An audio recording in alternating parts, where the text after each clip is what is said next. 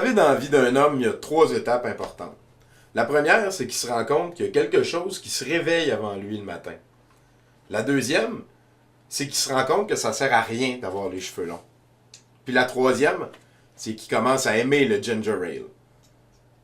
Moi, je suis rendu à la dernière des 3 étapes. Je suis un homme.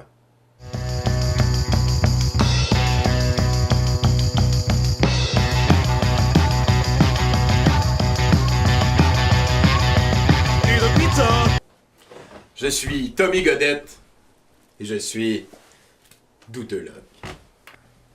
Comme je suis cinéphile en petit Jérémy, les parallèles entre la vie et les leçons cachées dans les films spéciaux devraient être très nombreux. Bennett, fais pas le con, relâche tout de suite la gosse. C'est moi que tu veux. Une lame dans une gorge d'enfant, ça s'enfonce comme dans du beurre. Une lame dans une gorge d'enfant. À chaque emploi, ces petites discussions, hein, et ces moments de détente. L'extrait venait d'un film qui s'appelle Commando de 1985.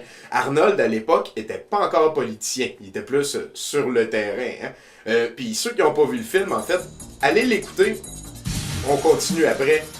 Je vous attends.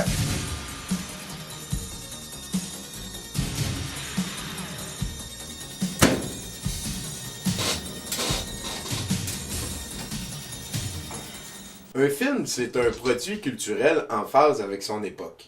Qu'il soit bon ou mauvais, c'est subjectif. Mais peu importe, il est en train de décrire un état d'esprit à un moment précis dans le temps. Parce que j'espère que tu le sais, un film, c'est très dispendieux à produire.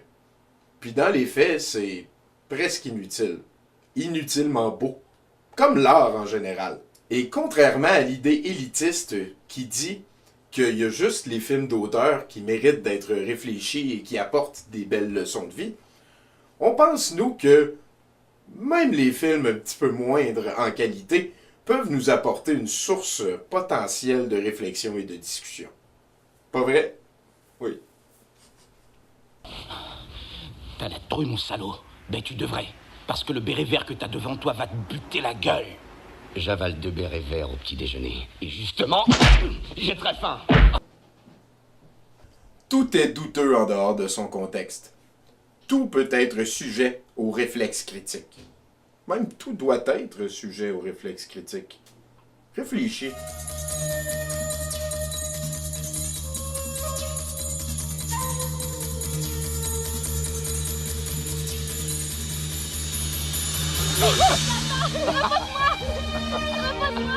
Ah, d'accord, je prends. Au moins jamais.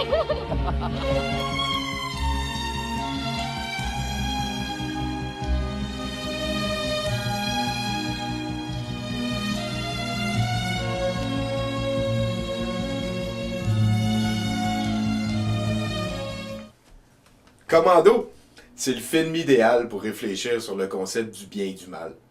Les méchants, on s'entend, c'est les terroristes, ceux qui sont dans l'équipe du méchant despote qui habite au Val Verde, un pays qui existe juste dans l'univers de Sousa. Les terroristes kidnappent la fille de John Matrix, c'est Arnold, le taquin. Et puis, ils font du chantage aux gentils, Matrix, pour qu'ils deviennent méchants en allant tuer un diplomate américain, poil aux mains. Colonel Matrix, si vous tuez le président Velasquez, je vous rendrai votre fille. Bien entendu, on est dans les années Reagan, juste après la défaite du Vietnam. Pas question de flancher encore une fois. On ne négocie pas avec les terroristes. On ne négocie avec personne, en fait. Jamais. J'ai eu peur que vous me ratiez. T'inquiète pas, on va pas te rater.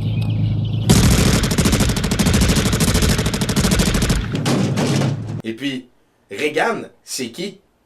Ronald, c'est le 40e président américain qui avait comme plan de carrière de devenir acteur.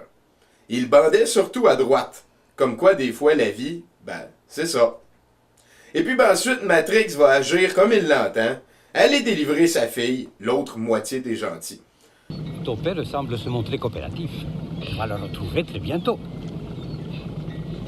Ça sera chouette pour toi, hein? Oui, mais ce sera encore plus chouette de le voir buter votre sale gueule. En chemin, il va rencontrer une femme gentille et transformer une île paradisiaque en un champ de cadavres tel qu'on en a rarement vu. En tout, pour l'avoir compté, John Matrix tue plus de 80 personnes dans le film.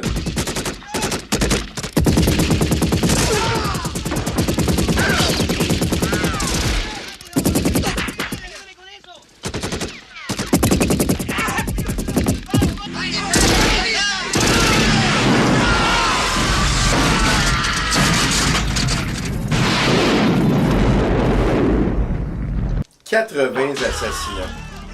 Ça fait réfléchir sur la valeur de la vie que 80 œuvres fabriquées plus tard, le gentil est encore le gentil.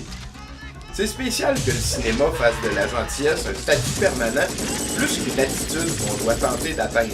Tu te souviens, Sully? Je t'ai promis que je te tuerais le dernier. C'est vrai, Patrick, c'est ce que t'as dit. Je t'ai menti.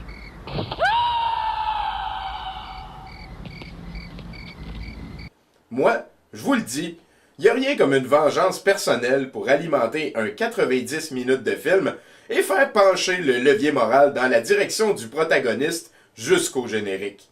Puis en plus, pour rendre le tout sympathique, la morale, disons celle de notre bon chum Emmanuel Kant, c'est ce qui fait que l'homme agit selon son intention et non son instinct. Dans ce contexte, Matrix a une morale très volatile. Comment ça? Voire explosive. Explose!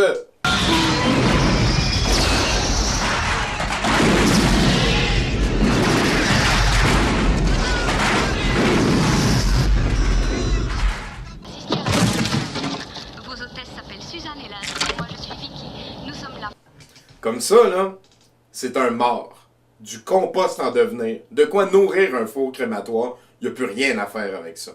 Et puis Arnold a transformé le gars en cadavre en utilisant la plus rapide et efficace méthode pour ce faire, le munch.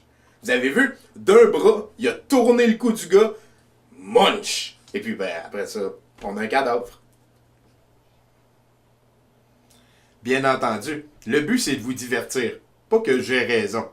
Aussi, bien que toutes ces perles de sagesse vous soient offertes gratuitement, s'il vous plaît, prenez ça avec un petit grain de sel puis du bacon. Puis, si tu veux t'en sortir dans la vie, fais ce qui suit. L'humanisme ne peut être accessible, axialiste aux opticiens, opticiennes. Ça veut dire quoi? L'humanisme, la Terre est là, n'est visible que par les gens qui profitent de faire des recherches. Parce que vous pouvez trouver ce que Dieu nous a donné sur Terre, mais quand vous restez, vous lorgnez, vous êtes borgne, ça profiterait à qui?